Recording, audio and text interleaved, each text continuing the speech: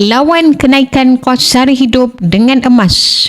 Harga emas dan inflasi sering meningkat bersama.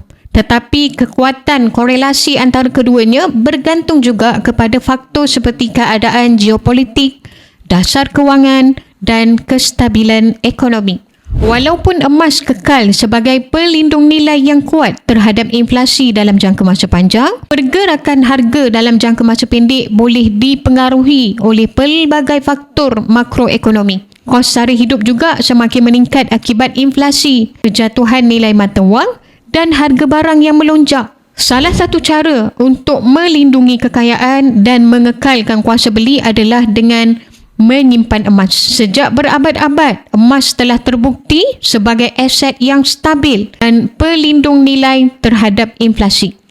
Bagaimanakah caranya untuk kita lawan inflasi? Yang pertama, simpan sebahagian gaji dalam bentuk emas. Daripada tuan-puan menyimpan tunai yang semakin susut nilai, tuan-puan boleh tukarkan sebahagian pendapatan kepada emas. Contoh, jika menyimpan 500 setiap bulan, beli emas sebagai simpanan jangka masa panjang.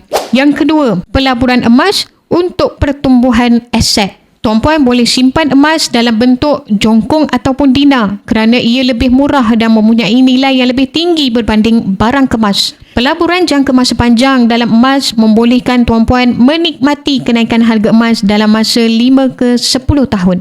Yang ketiga, gunakan emas sebagai dana kecemasan. Jika menghadapi kesempitan wang, emas boleh dicairkan dengan mudah tanpa menjejaskan simpanan utama. Ia juga boleh digunakan sebagai cagaran untuk mendapatkan tunai tanpa perlu menjualnya. Yang keempat, manfaatkan akaun simpanan emas. Kalau tuan-puan tak nak simpan emas fizikal, tuan-puan boleh juga guna platform akaun emas Public Gold. Ia membolehkan tuan-puan membeli dan menyimpan emas dengan mudah tanpa perlu risau tentang penyimpanan fizikal.